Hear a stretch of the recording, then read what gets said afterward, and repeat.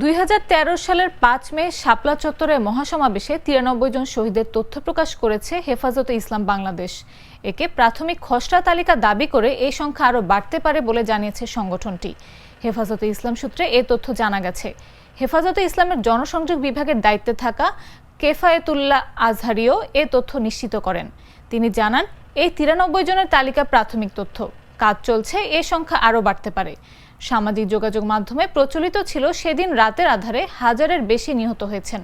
তবে এ ঘটনায় বেসরকারিভাবে কাজ করার প্রতিষ্ঠান অধিকার 2024 সালের 19 আগস্ট তাদের ফেসবুকে 61 জনের নাম পরিচয় প্রকাশ করে।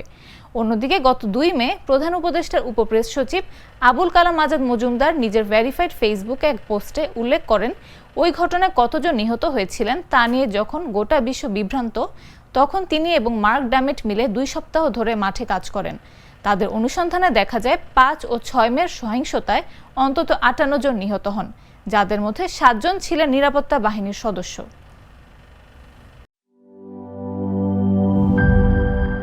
বান্ডেল থাকলে প্রতি সেনমানিতে টাকা বাঁচবে।